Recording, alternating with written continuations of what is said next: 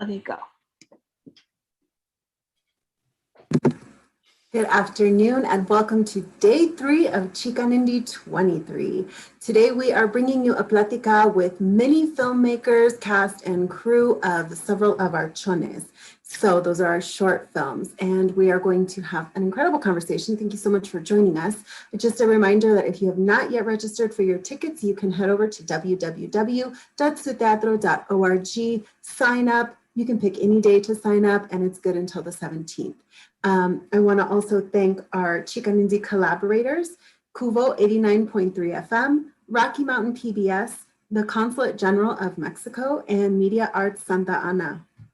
I want to remind you one more time about our summer internship. I keep reminding you because we have so very few spots left. So you got to get those applications in ASAP. So if you have a high school student who is interested in a fast-paced yet fun and eventful summer experience, look no further than right here, Su Teatro's summer internship. Applications are open until April 18th, so not a lot of time. Don't miss out. Now I'm going to pass it on over to Felicia Gallegos Perez. Thank you so much. Good afternoon, everyone. I am Felicia Gallegos Perez. Thank you so much for joining us here. As Molly said, we're excited to have a broad panel of filmmakers and cast with us today. I also want to remind you of more events that are coming up at Su Teatro. Do you love homemade tortillas fresh off the comal? And do you wish you know how to make them? Well, now's your chance. Su Teatro's Cultural Preservation Series will present a tortilla making class from the comfort of your own cocina. Details are developing and you will soon see a sign up at suteatro.org. So keep that on a save the date. Put that in your calendar. We are also looking at the 7th ever WordFest and Artists of Color coming up. It kicks off next week, Friday, April 16th at 1 p.m. with a Film Producers Academy workshop given by our partners, Media Arts Santa Ana. This year's festival will feature new work in progress by artistic director Anthony J. Garcia, The Sun Serpent by Jose Cruz Gonzalez, and some other very exciting events. So this afternoon, we would really love to welcome those of us, the filmmakers and the cast and crew who have joined us from the variety of shorts that we have in our first lineup, the Chones 1 Platica. We have Diego Estrada, Alan Dominguez, Melanie Quepons, Andrea Villanueva, Eliana Lucero Baron, Raúl O. Paz Pastrana, Jose Guerrero, Jose Emmanuel Varela, and Juan Rodriguez. So thank you so much for all of our guests here today. I would now hand it over to our Executive Artistic Director, Anthony J. Garcia, who will facilitate this conversation. Welcome, everybody. And Anthony, it's yours. Thank you, Felicia. Thank you very much. Thank you all for taking time on this very beautiful afternoon here. I have spent the morning binge watching films. I haven't seen every film, everybody's film. I've seen a lot of them. But I just wanted to explain to our general audience out there that if you're not fluent in Chicano barrio slang, chones means underwear. And so when we make, and since these are short subjects, consequently short, so you have to have several language evolutions to come away with how chones actually means short films. So that's some people on our staff and are associated with our organization think it is a very, very funny joke. Some people maybe not as much, but I want to welcome you all here. And the way we're going to work it, we're going to run our introduction series. I will call your name. I'll call you because otherwise we get off a bunch of dead space. I'll give you, even though it's going to sound redundant, I'll give you your first name, and then I would like you to tell me, give me your full name and how you would like it pronounced, and also what the name of your film is, and then what city you're from, where you're working out of, and then we'll go from there with some open-ended questions, just so that everybody can jump in. And if you want to speak, unless specifically I have a question aimed at one of you, if you want to speak, you just give me a wave, and I'll monitor this and keep us all moving so that everybody gets to talk, everybody gets to join into the conversation. Fair enough? Nobody said that was unfair, so that's cool. And I saw on your faces, you guys go, we may not know how to make the tortillas, but we all do know how to eat them. Is that correct? All right. So let me start with our introductions. I'm going to start up on my immediate right would be Alan. Yes, Alan Dominguez from the home office in the north side here in Denver. And your film? Film director of Document Ed and producer of Night Shift. Excellent, thank you. Justin? Hi, my name is Justin Jones. I am the writer and director of Luisa, and I currently reside in Denver. Excellent, excellent. Melanie? Hi everyone, Melanie Capones. I use she, her, hers. I'm from Riverside, California, Inland Empire, but I'm currently living in Oakland, California. And I directed East Side Facebook Story by Mercedes Flor Islas and Patricia Zamorano. Thank you, thank you. Wade? Wade, you're muted. Hi, Wade Gardner, and I live here in Denver. And I was the hype man to assist Los Mocochetes on Rocks. Juan? Hey everyone, so Juan Rodriguez from Los Angeles. I'm doing double duty today, writer-director of The Ranfla, and I also produced Luchadores, which was directed by Jose Manuel Varela. Iliana and Adelina? Hi everyone, I'm Iliana Lucero Barron. And I'm Adelina Gonzalez. And we created Morning Cafecito. And you are hanging out where? And we are in Denver, Colorado. Excellent, thank you. Alejandro, how you doing, man? Good, thank you. Alejandro Jimenez. Yeah, I was a poet in Sing Me a Brown Song, and I am in Santa Fe, Nuevo Mexico. Okay, gracias, thank you. So just a note, your volume is a little low. And Jose.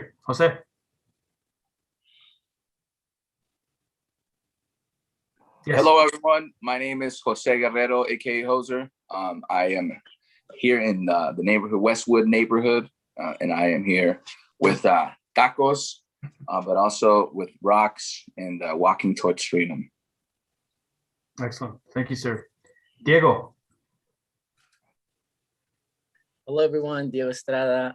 I'm in Denver. And since we're repping places, I'm in Lincoln Park. And I am director of Sing Me a Brown Song. Thank you. So let me throw out maybe something a little bit obvious kind of question and easy to get us started. Why did you do a film? Is film your background? Did you start off in another place and decide that needed to be the medium? And maybe just a little bit of a conversation or just ideas about why film, what you feel in terms of a communication tool. Why was your story the best vehicle for the work you were doing? Okay, they're all kind of the same question, but one goes a little bit deeper, I'm hoping. So if anybody wants to jump in, let me start it off with Alan, just because I see him nodding his head. Don't nod your heads. Yeah, okay. Yeah, he'll call on you. It's like the teacher. That's the.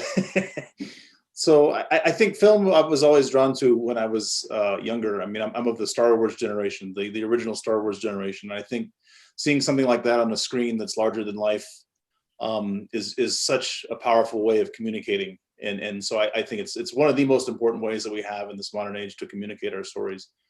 And just being, participating in a collective, mostly oral tradition family, the way I grew up, I think that was just the next evolution in the way that I wanted to see the world and express the world and really communicate with an audience that I think is often overlooked. And so I think that's really where my background in film, and that's really what speaks to why film, why documentary film. I quote this guy a lot, but the great Chilean documentarian Patricio Guzman says that a country without documentary film is like a family without a photo album. And so as I've changed tacks in the sense that I wanted to do feature work originally, but really I've found a home in nonfiction. So, Melanie, your film comes out of the Teatro Frida Kahlo, right? So the background's more theatrical. How does that then resonate the question I asked? Why film? So it is a lot of people think it's the same medium, but it really is a different, because theater still is, for the most part, being that we have a theater background, teatro. Theater for the most part is still a literal medium, right? It's still based on the word so much. So maybe talk about why you felt that adaptation to what you were doing now is why film. Yeah, it's funny. When we made this for Teatro Firacalo, I was like, well, it's written as a play.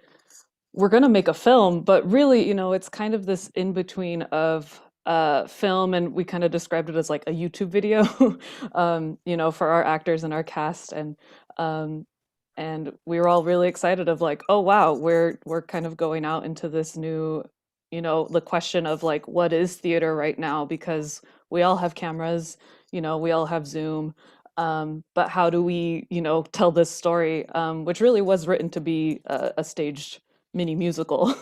But yeah, I think in the end, I really felt like we found a really fun and safe way of, telling this story, and doing it in a way that we cut so much because everyone has their own camera, and everyone, is kind of doing their own thing. And, through, I would say, my work and my work with Irais Cardenas, who was the editor, but also really, camera and, helped with framing and all of those kind of, because she's definitely a filmmaker and she helped me kind of translate kind of my theatrical eye to this kind of stage. So yeah, I mean, why not film? At the end of the day. Yeah, it was a great time. So. Okay. Alejandro, let me try you. You're a poet, and your work is really centered on the word and painting images with the word. So why the next step to film? Yeah, so I think so much of the work as being a poet can be so solitary, right? We write in isolation a lot of times, and or I feel like, at least in my experience, it happens that way, right? Where I'm alone with my thoughts or whatever it is, or I'm driving or I'm running, walking wherever, and I see something. I'm like, oh, I want to capture that, or I have this story that I've been carrying with me for however long. I want to tell it now. I'm ready for it, or it's ready for me, or whatever, right? And I think adding the visual to it, right, with the videos and stuff like that, with Diego, like it just adds like a whole other dimension. Right, and maybe brings out more of the work that I don't see, right? Especially just from like a writing perspective. I'm like, well, I can see this, and I can do this, and I can do that, but really, being like, right, how can we put this into a visual? And I don't know, right? I have a vision of how I want things to look like, right? But how can we make like this part that I think is powerful, really powerful on video? Right. And I think that's where the creative from the director like Diego comes in. Right. And so, yeah, I just wanted to give it more life than just, doing a spoken word piece. Jose, you did the crime of nodding your head. So would you like to speak next? And Sure. Justin, I do want to ask you a question after Jose, if that's all right. So just kind of prep you. Yeah. Yeah, no, I was just gonna. I think Alejandro hit most of the stuff on. I have one of the pieces we submitted was Walking Towards Freedom, and it's a similar concept and medium. But I do think that it is oftentimes we say it's a spoken word, right? You have your face, you have your body, and whatever's on the stage. Sometimes you can use a microphone as a prop, but most of the times it's just you as an actor up there performing, and so it is really useful to kind of use imagery. That maybe makes it a little bit easier for the audience member to digest. And then, of course, also like it's the YouTube world now, right? It's so a lot of these things, they exist and you can watch them live, but then most people want to reference them again, right? And then I think a lot of artists are realizing, that there's money to be made on YouTube. There's money to be made in other sites.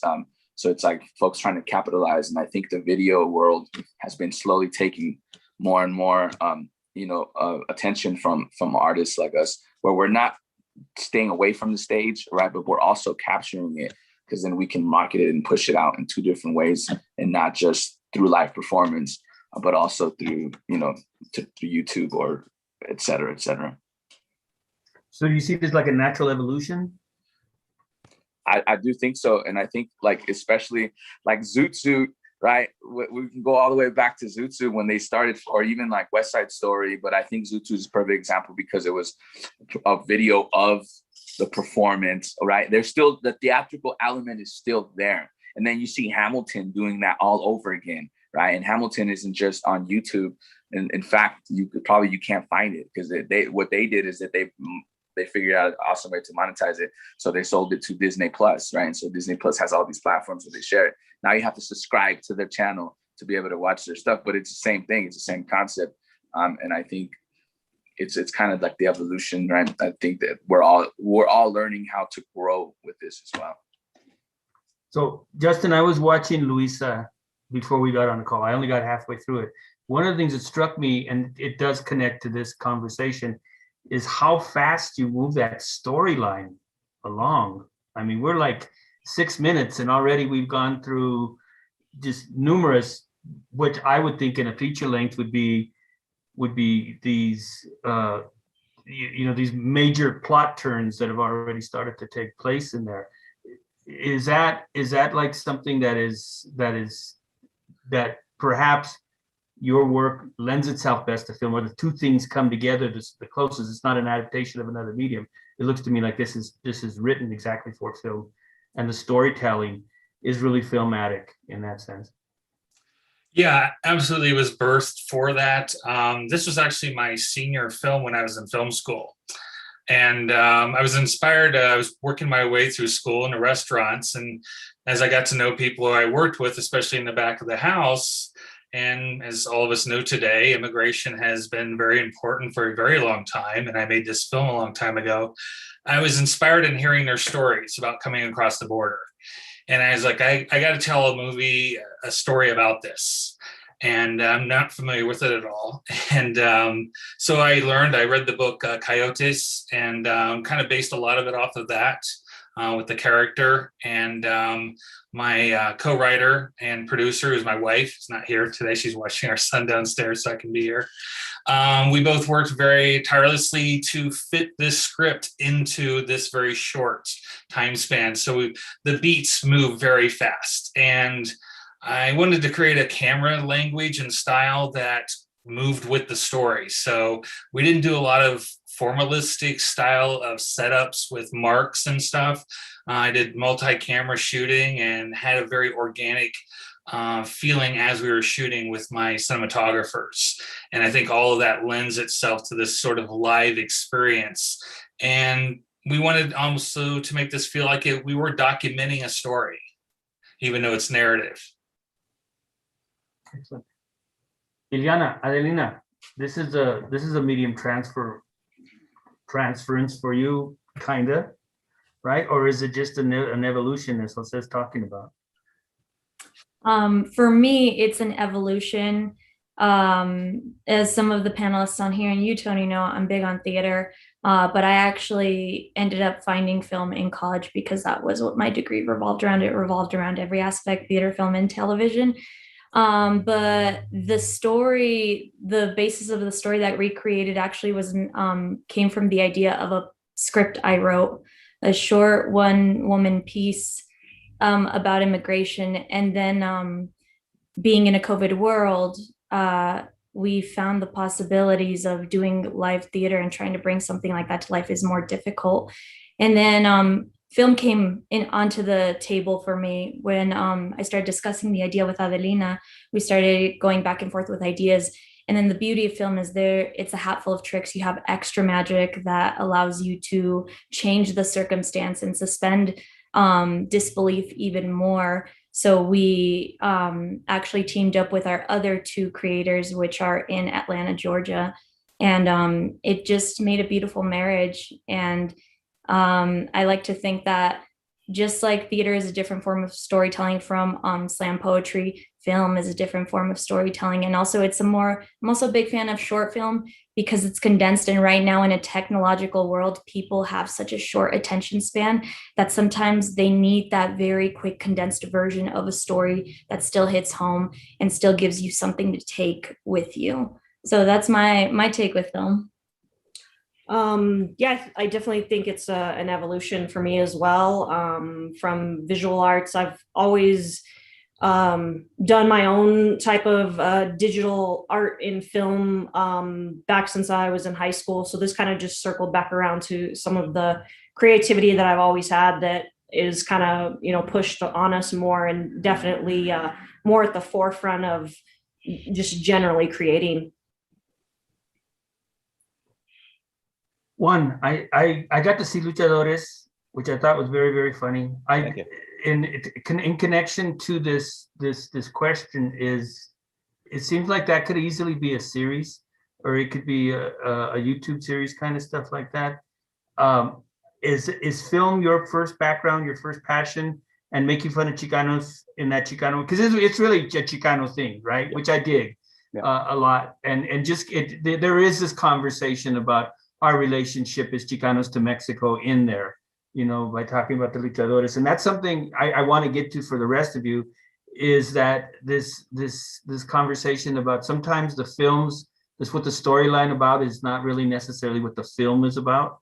Does that make sense to you? And then I want to talk about you guys being really geeks and nerds a little bit, because Justin kind of opened that up a little bit.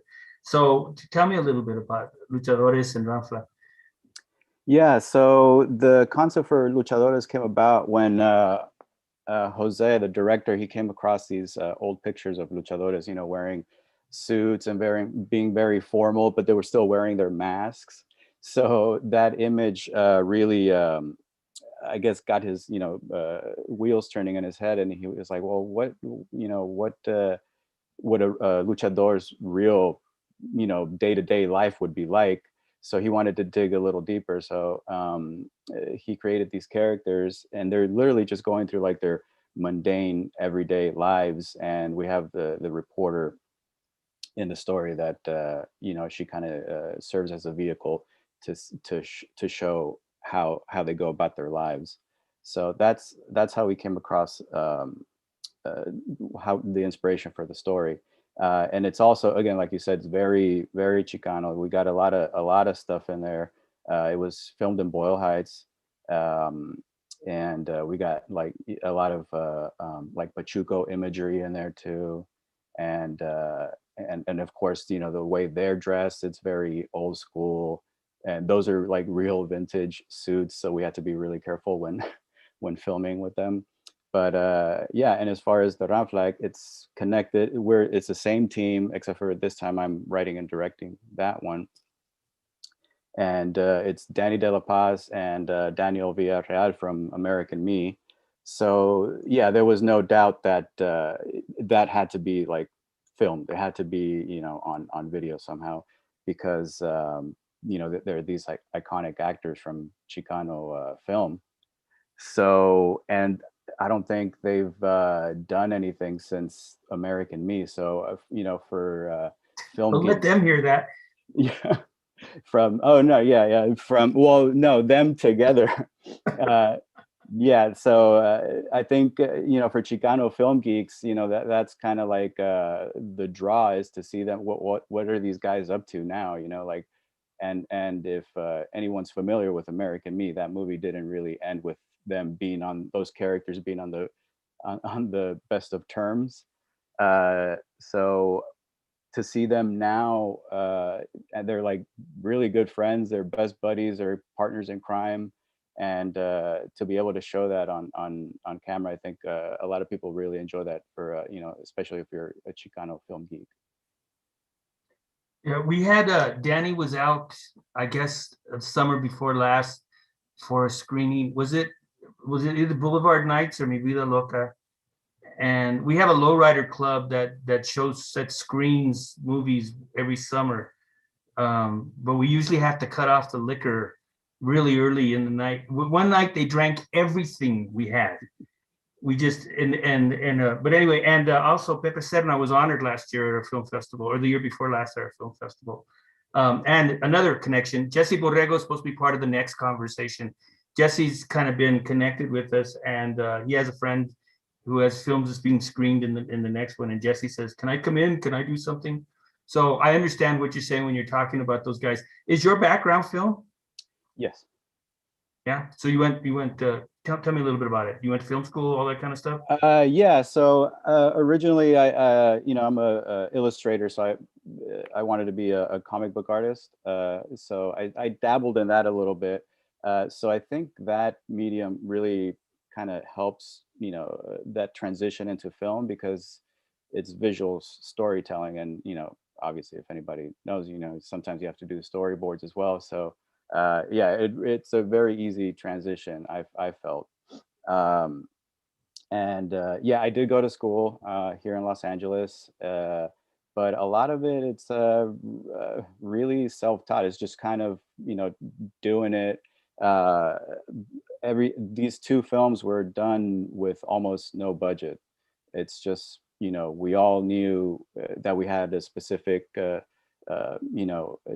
assets that we can bring to the table as far as filmmaking, and we're like, well, let's get together and make this happen.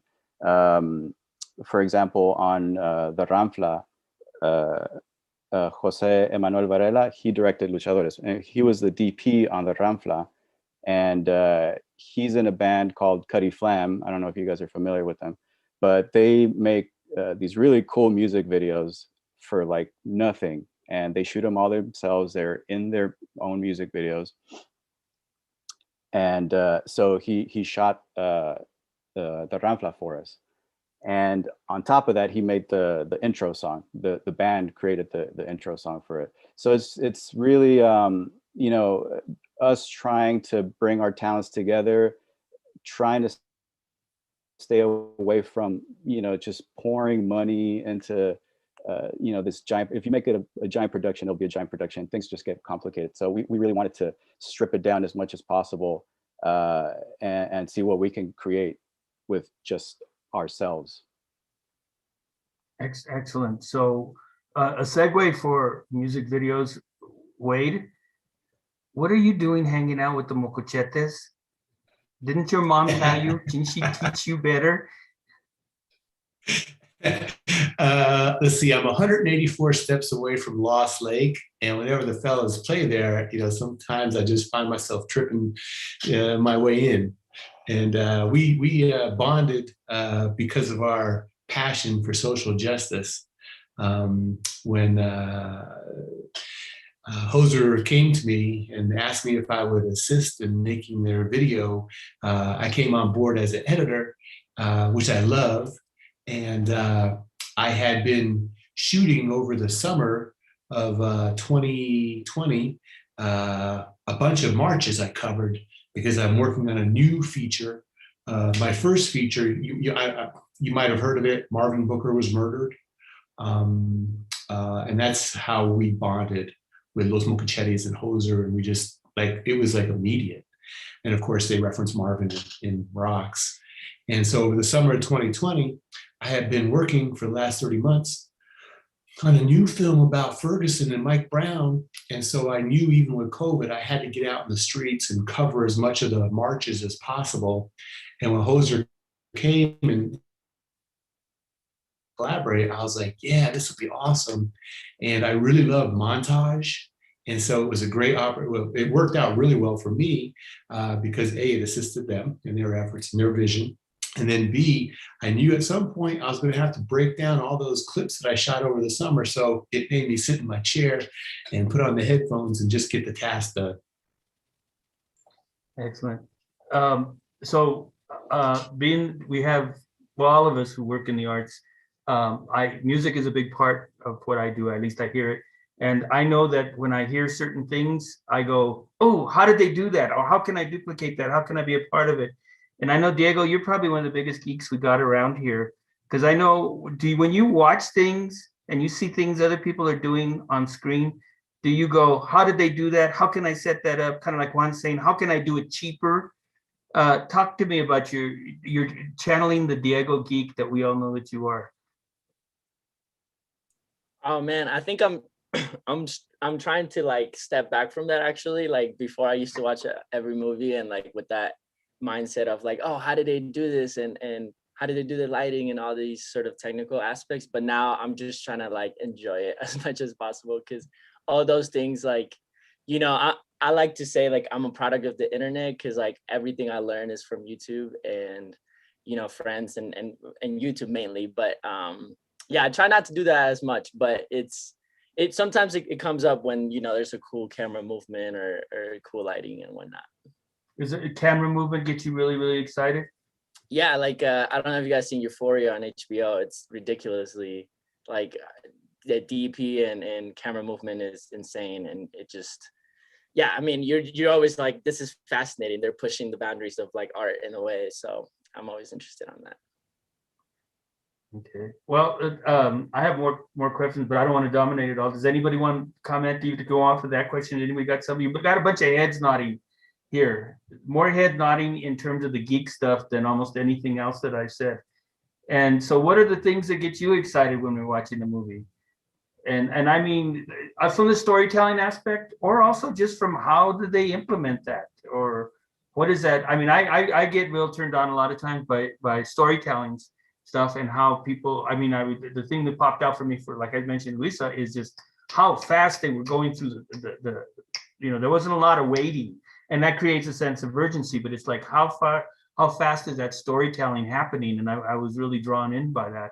So what kind of things like that are you guys, what makes that happen for you? And it doesn't have to be just film, it could be music, you know. Anybody give me a wave? If I could jump in real quick. Sure. Okay, we'll go with Diego and then Alan.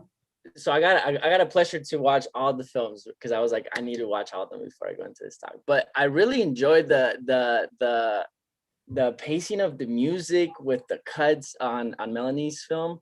It was, I really enjoyed it. It was refreshing. I know, like you mentioned a little bit, it was like it was intended like a musical, right? But I don't know, I felt it all through the way in, like it got these lower points and then it picked me back up. But the music was incredible. I liked it a lot. So just wanted to say that. Yeah, I love them singing in place. Let me, did you want to respond to that real quick, Melanie, and then I'll go to Alan? Sure, thank you. No, that just means a lot. Thank you so much.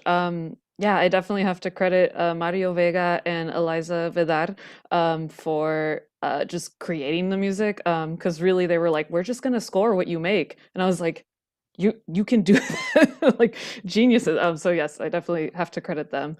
But thank you. That means a lot. Thank you.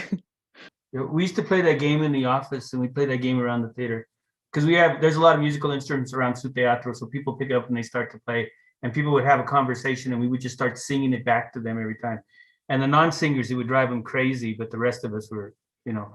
Alan, you had some comments you wanted to add. Just a little bit. I mean, I think I gravitate more towards the story at first, but as I age, what I notice is that, like, I realize how powerful film is. So this is back to your original question, and that like cinema to me is it's like the crossroads of technology and storytelling and music and poetry and politics and history, and it all meets in this medium called the motion picture. And of course, whether it's nonfiction or fiction, it doesn't necessarily matter to me, because all of those things are at play. And I think that's the magic of it. So when I geek out about certain things in a technical aspect, but if there's a story that is dry, that doesn't have layers to it, then that's what I connect with the least amount. And also it's kind of, it's been a little while, but I went to a master class by the Mexican filmmaker Alfonso Cuarón, and somebody asked him a question. He said, I've been trying to get, this is the script that I've been working on for years and years and years, and I can't get anybody to give me $1 million to make it. And his response to him was really actually quite poetic. He said, you can continue to complain about it, and that's fine. But like, and what Juan was talking about, it's like, or you can just grab a camera and you can go make your film. And that's what I think is actually really, really cool about the times that we're living in now. It's in some ways it's frustrating, but at the same time, it's actually really empowering, especially coming from communities of color and communities that have been marginalized without our voices ever being heard. I think that's really great to see all of these fellow artists just kind of grabbing their camera and making their film. Well, Jose talked a little bit about the commodification of it, right? So on one hand, we have a democratization, right? Because these people can film these things off their phones, right? And it's much more accessible. But on the other hand, anything that you develop at a certain level is in danger of being appropriated as fast as you can get it out there, and somebody else will turn it into something that they can make money from. Isn't that an interesting dynamic? Go ahead, Alan. It is interesting because, and it really goes back to what to me, the motivation of what the artist is. And some folks come from a very, very different place of because I've heard very privileged artists say this. It's like my job is just to communicate my message, but at the same time, they come from a privileged status, and so I have to. It all kind of balances out. So to me, I mean, yes, I'm privileged in the sense that I'm able to communicate a message. At the same time, we're all trying to balance this idea of getting paid and being recognized for our work and being able to really continue the work. And I think that's where it kind of gets where it can develop into a frustration. So I always go back to the original ideas of why I would do this in the first place. And the idea is to do this in the first place is to communicate with my people first and to communicate with folks that need to hear a larger story. Ileana, you're doing a bunch of nodding. Talk to me. No, just what Alan says, it's very true. I mean, the original intent I always have when it comes to doing a theater piece or to starting this work on a story with a film is, what do I want to do with it? What is my intent? And I can tell you from my perspective with my film, Morning Cafecito, my intent was to bring more of the Latinx narrative to the community. Because fact of the matter is, yes, we are in this revolution where we're moving forward and people are recognizing that, oh, we do have to amplify these stories. We have to bring them to the surface. However, there's still a lot missing. There's a lot of perspective missing for females in the industry. That's one of my biggest things too, why I created it. Women are still very underrated in the film industry and in many other industries. My topic for Morning Cafecito, immigration, that is something that people still have this perspective on that they don't really quite understand, because either they're not connected to it personally, or they just have this perception that they're like, oh, well, like in our case, if we're talking politics, like there are two clear sides of how you feel about immigration. There are two sides of the fence. In this case, some people are like, oh, well, they just came here and they shouldn't be here. They should go back to where they came from. And there's the other side of the fence where it's like, no, actually, there's a deeper storyline to that. So that's why I'm nodding my head, because for me, it really is about what do I want to do? And for me, it's spreading the message and uplifting Latinx content or content of color. Because again, it's coming out, but it should have been done years ago. A lot of us have been crying out, where has this been all this time? And fact of the matter is, it's like, nope, ahora que se ponieron las pilas, now that you woke up, now let's start doing the work and let's start really actually educating ourselves. So yeah, I'll get off my soapbox now, y'all. That's okay. Mika and I are talking about having t-shirts for the teatro say woke. I was never asleep. I haven't learned how to be woke yet. I don't know any other world, because that's not where we came from. Diego, you were going to say something. And then Wade, I'll go to you after that. You don't remember? That was too long ago? I was just nodding. I love everything that's happening, so I'm just agreeing, Hey, Wade, you're on.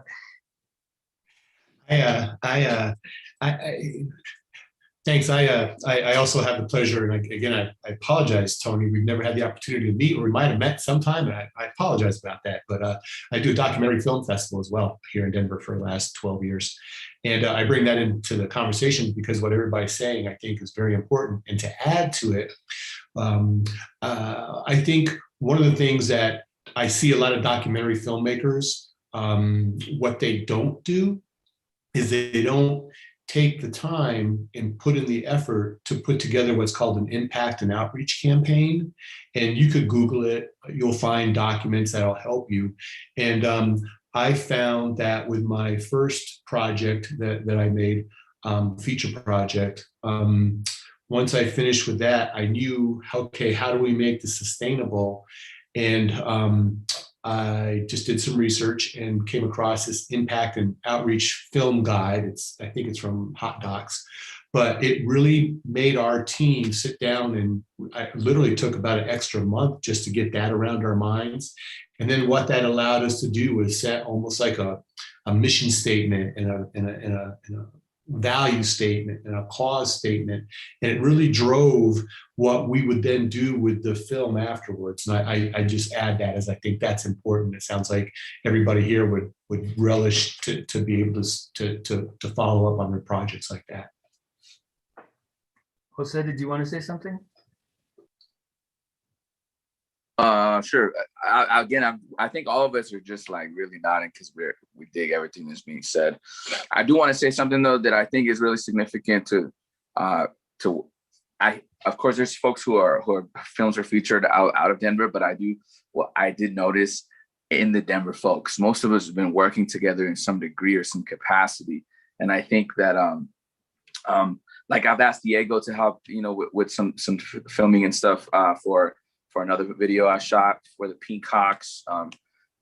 Wade and I have been working. I know Alejandro and I have worked in different capacities, of course, Ileana and Adelina as well. So it's really cool to see folks, utilizing each other. And I think one of the films that I submitted, Walking Towards Freedom, is a poem, but I actually got a production company to help me do that when I first wrote the poem to film a video.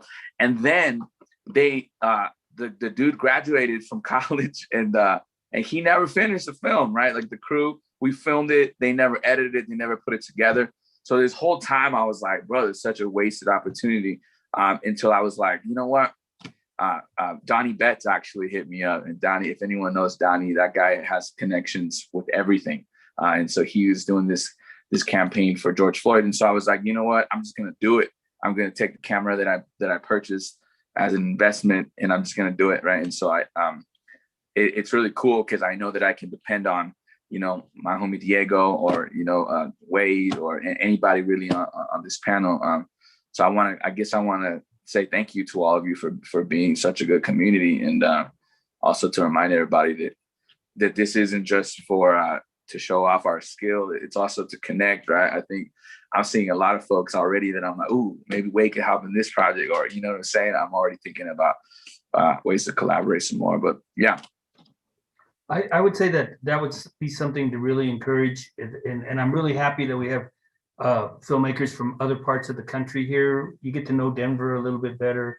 And the work that we're doing here, and knowing that you have a home here as well as other places. We were fortunate in our history of being connected through the Teatro movement, a movement that formed in the 1970s, and we still have all these relationships across the country that formed, and we bring in people, and we've been out there, and some of those relationships that Jose is talking about, they extend to the national level too, because we still have those relationships. I was going to switch subjects just a little bit.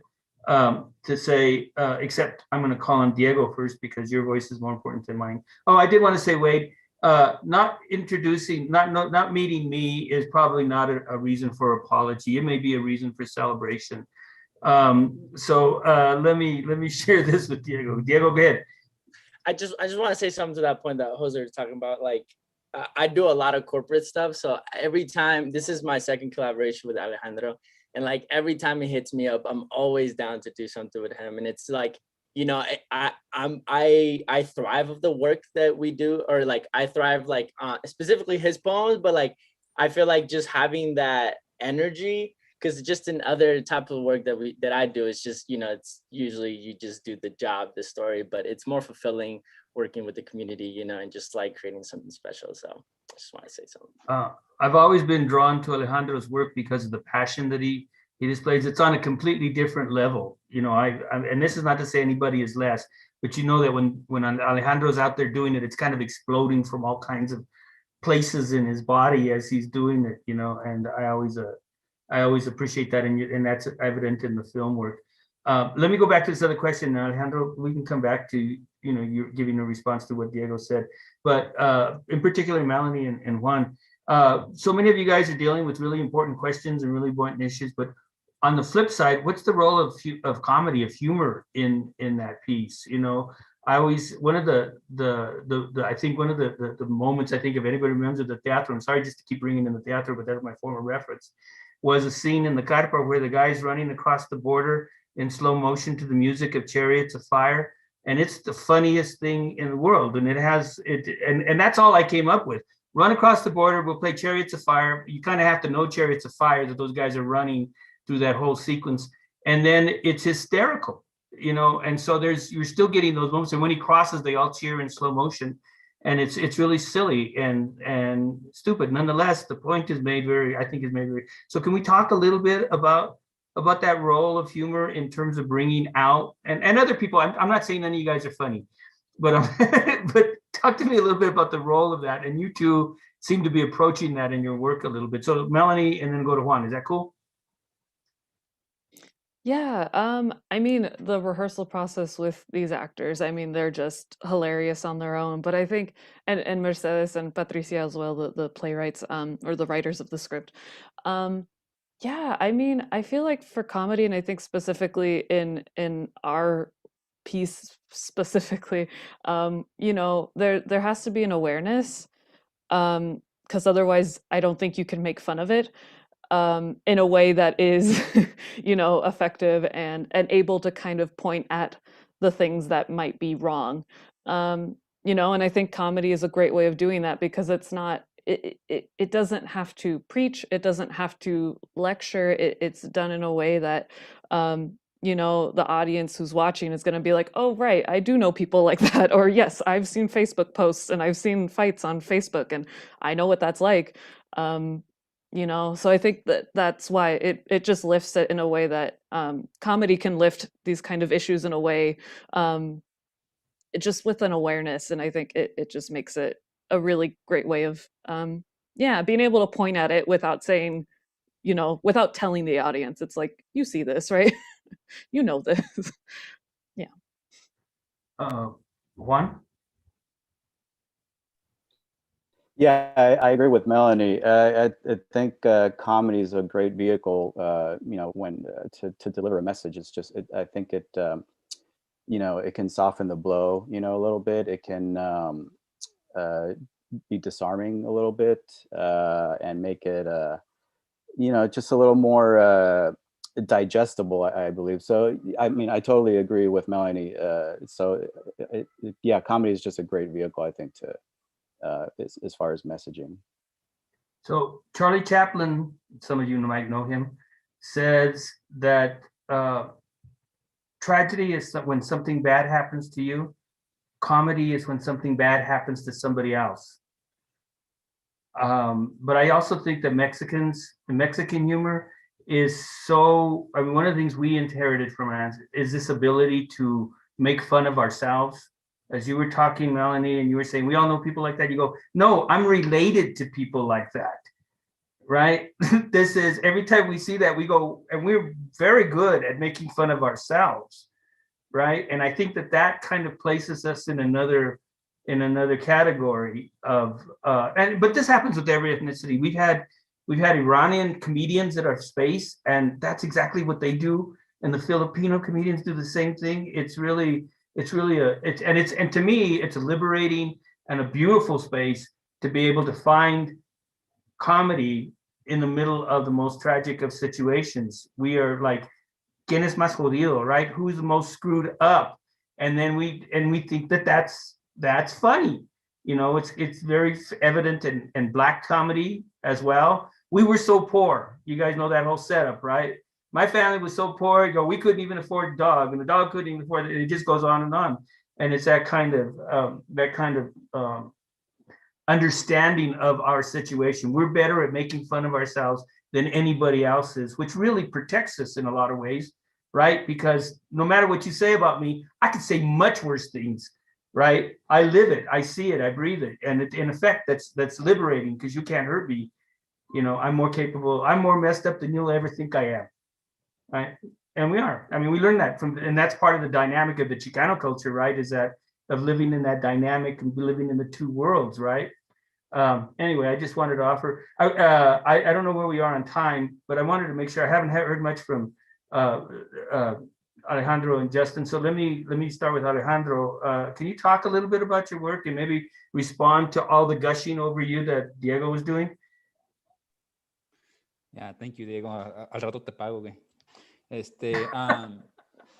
No, I think I'm just. Thank you. Exhibit number one. No, yeah, like yeah. So I'm a poet, spoken word writer, all that kinds of cool stuff, I guess. And so when I really started wanting to do like some film stuff, I wanted to be intentional with who I brought on specifically being an immigrant, I was like, oh, I want an immigrant director, cinematographer. You know, like I shopped around. I was like, I could get like, you know,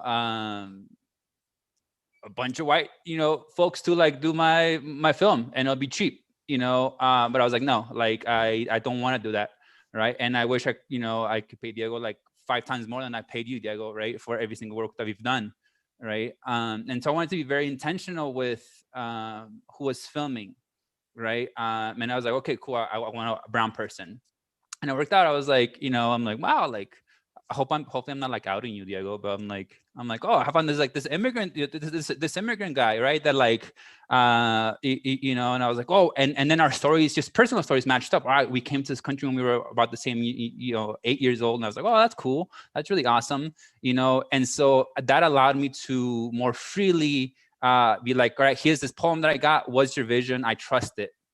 You know, tell me what to do. You know, I didn't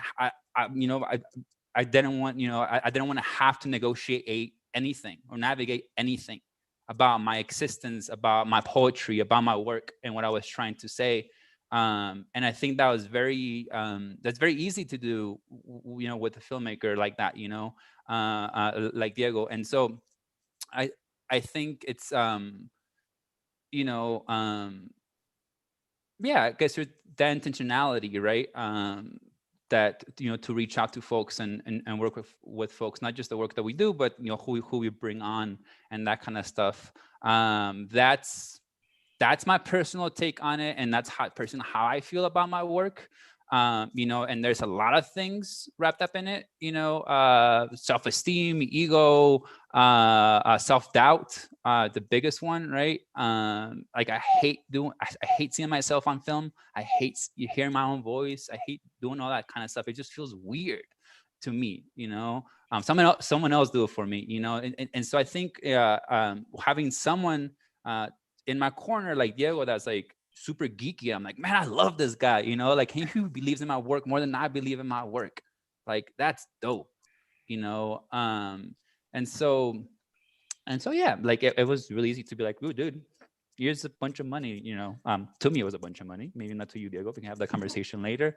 But it was easy to be like, all right, cool, like I need to, like, you know, when I hit you up for this Sing My Brown song, I was all right, cool, I need to work this much at my regular job, and I need to do this many shows so I can order to be able to finance this, right?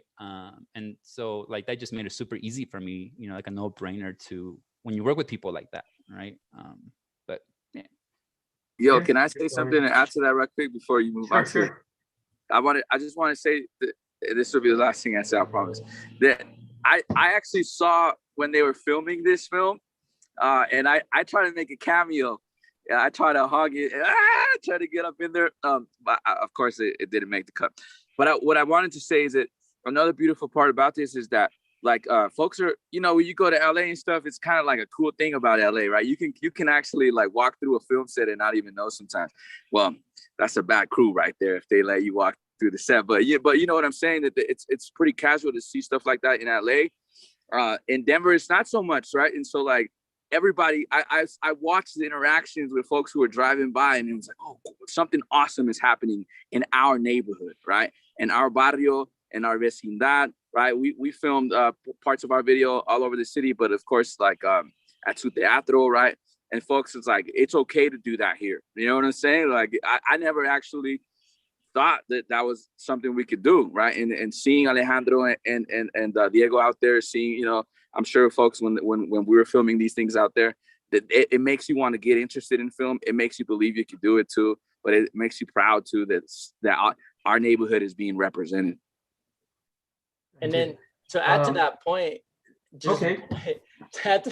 like one of the important things about, I think, this video that we did is that we wanted to showcase Denver, and like we filmed in Westwood and then we filmed in Northside, and like and then I had a lot of people like reach out after I posted it, like they didn't know that these places were here for a second, and they were like, where is this and where is this? So like I think having that showcasing Denver, like this hidden gems to other people, right? But like I feel like these, I don't know, that made the film in a way as well, like putting, you know, Alejandro's words to like the places that we're at. I think that kind of like made a little bit more impact in the film. But great.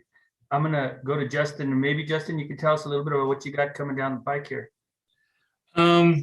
I've actually switched more to documentary. I've been teaching film too at the Colorado Film School, where I went to school and made Louisa. I still like to write narrative, but moving more into documentaries, looking at possibly doing some subject on veterans and PTSD and suicides, because that's still such a high thing right now. You know, I choose my stories and I tell my students, I think this is one of the most powerful mediums. And the greatest compliments I ever got from people watching my films were it changed the way they felt about something or the way they thought about something. So I tell them, you really can change hearts and minds. And that's why it's so important to choose your subjects, I say. And that's what brought me to Louisa. It was an important story to tell. And so next project is sort of working in the documentary world and looking at maybe something that I can bring awareness to. I like sort of showing worlds within worlds, things that maybe, oh, I didn't realize that there was something underneath the surface here, more to the story kind of thing. And very often that sucks people in. Documentary work is just something I really got sucked into when I did my first feature and some shorts, because it is more of a guerrilla style filmmaking than I was used to and trained as the narrative formalistic style of lighting and marks and cameras and measurements and all that stuff. Just grabbing my camera and going out and following my subjects really got me hooked in there. Excellent, thank you. Felicia, do you want me to read do you want to read, give us the stuff that's in the box and maybe go a little bit deeper into it? We have Wade who left a comment here. He said, if you haven't heard or seen this documentary, I love the humor crafted in the hybrid. Don Quixote. Hey, there you go, Don Quixote. So he left a link there for people to check the movie. So everyone, I encourage you to go ahead and bookmark that or take that so you don't lose it once we're out of this Zoom. I will look at getting other comments. I will see if we have comments on YouTube. So that's what I got right now. And Nika posted about Alan. Alan, can you talk about your doc, working with students, haven't done it, and then the new piece that you're doing on the paramedic and the COVID? Sure. So the film Document Ed was an idea that I had to utilize the two things that I had the most access to, which was activist community and also students. And so a lot of my students, I teach film at CEC Early College. It's a high school for those of you who are from out of town. And a lot of my students, I shouldn't say a lot, but a number of my students are undocumented. And so the idea was to take a small amount of students as the film crew and to make a film about some of the folks that were living in sanctuary here in the state of Colorado. At the time when we started, I think there were like 7 people who were living in sanctuary in various parts of the state.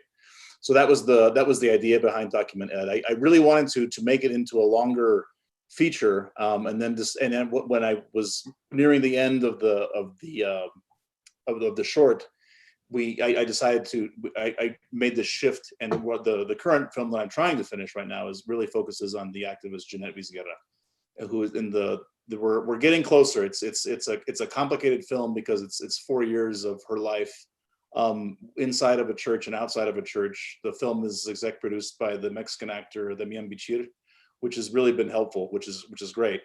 So we're getting there. It's tough, but we're getting to the finish line. And Night Shift, a colleague of mine who I only knew through Facebook until about 6 months ago, Raul Pastrana, whose film Border South. Anybody who's listening to me needs to see Border South. It's an incredible documentary that is worth every bit of the 82 minutes. So please check out Border South sometime this weekend if you haven't already. He'll be on the Platica tomorrow evening at 5:30, I think. And but he was approached by Latino Public Broadcasting to do a piece for this longer series called Latinos are Essential, and it was to follow Latino basically essential workers during the time of COVID. And so we found a young lady who was a student at CEC who now works as an EMT, and we were able to follow her for a short time. And it aired. It's still on PBS. It aired as part of that series for Latino Public Broadcasting, and then they put it on their branded show Voces just a couple weeks ago. And the idea now is to actually take what we learned from Dulce Bueno, that really is her name, Dulce Bueno, and who is coming of age at this very, very peculiar time. She's an EMT by day, she's a student by night, and it's actually reversed. She's an EMT by night and a student by day. She's trying to finish her degree, and in this most unusual of circumstances, and talks about what that's like to be a young person growing up in this particular time, this particular place, the child of immigrants, and we're in the middle of trying to make that into a longer piece for, and again, looking at all those issues kind of wrapped up in COVID, but it's really coming of age, and it's also this first generation Latina really trying to find her way in the world. So yeah, and Night Shift is also on PBS, so you can just put Night Shift in the search box and it should come up. Thank you very much. That's great. I'd like to just offer one last round. Anybody got one comment they would like to make before we start moving out of here? If not, I want to do my plug for tonight. Texas Mexican. No, I get the title wrong. Truly Texas Mexican. You say it different every time. I do. Truly Texas Mexican. So it's about food. I saw the way you guys acted toward tortillas.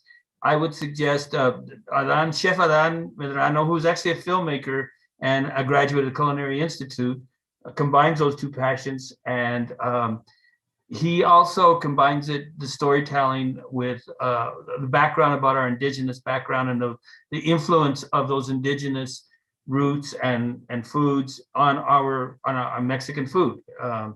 He contrasts himself with Tex-Mex, which he feels is pretty cheesy and is not really made for our community. But I would suggest that if you tune in at 6, he shows you how to make chile ancho meatballs. And then if you watch the film, I really suggest you have food nearby. It's painful if you don't. It's just because the food looks so good. It's and then he's going to come around and talk and probably make us hungrier afterwards. But figure what he did. Here's what filmmakers do, right? And then just goes around the South Texas and gets people to feed him, and he films it. So I thought that was a pretty good. There's a gig there, guys. And anyway, thank you all very much. You're all very interesting people and talented, and you should talk to each other more, and that would raise the intellectual level after 4 years of being really stupid in this country. Now we can celebrate being intelligent and artistic, and I thank you for doing that. Felicia, save me. Take me away from here. Actually, can I make a quick plug for folks who are watching? I just want to thank you, Tony, and all the gang, and Molly and Felicia over at Zoot Teatro have always been supportive of not only my personal work, but have always been supportive of everybody who is trying to make a way in finding an audience for our folks. So I really appreciate you guys continuing to have the festival again in the strangest of circumstances. So those of you who are watching on YouTube and Facebook, please donate what you can to Zoot Teatro and help them continue this very important work. We really appreciate it. Thank you. Felicia, and you're going to read Jose's comment? Thank you very much, Alan. Oh, we have one here. Let me read it. I'll pull it up. Catch the Tacos music video, almost at 20,000 views, featuring the students of El Teatro Volarte from Zoot Teatro. It's our youth theater group, and they are having a video launch party this evening. So there's also some information on Facebook. So support Los Mocochetes. They have a new video release coming out as well. So thank you everybody for joining us. And as Tony said, yes, please continue to join us for all of our platicas. Not only do we have Truly Texas Mexican going on this evening, will be three things: a food demonstration, the screening of the film Truly Texas Mexican, as well as a Platica with Adan Medrano. And the Platica starts at 9 p.m. and the screenings and the demos start at 6 p.m. But don't forget, we have our Chones 2 Platica coming at 4:30. So just in about another hour and a half or so, we'll be having another group of filmmakers coming on. So thank you very much, everybody, for joining us. Don't forget, we also have the 7th annual WordFest coming up next week, as well as save the date, May 16th, for a virtual cooking class of homemade flour tortillas. I'm going to pass it off to Molly right now to close it out for us. Thank you, everybody, for joining us. Thank you, Felicia. Real quick, I want to remind you about our summer internship. Go to our website and you can download the application, turn that in by the 18th. I want to thank our XicanIndie collaborators, Cuvo 89.3 FM, Rocky Mountain PBS, the Consulate General of Mexico, and Media Arts Santa Ana. I know that this was a Platica full of a lot of people. We are going to put links to all of their websites for you on our website, www.suteatro.org, so you can connect with them on your own. And then I just want to remind you this Sunday at 4 o'clock to tune in to Super Sonido. I was inspired by a lot of the films on this panel, so I'm going to be playing songs for you from that remind me of East Side Facebook Story, from the Ranfla, I'm going to be playing Hoser's video, well, not a video because it's a radio show, but his song. So tune in, Cuvo, KUVO.org or 89.3 FM, and we'll see you in about an hour and a half. So you got just enough time to go watch the rest of the shorts. Thank you so much, everyone. Have a great day. Thanks for joining us.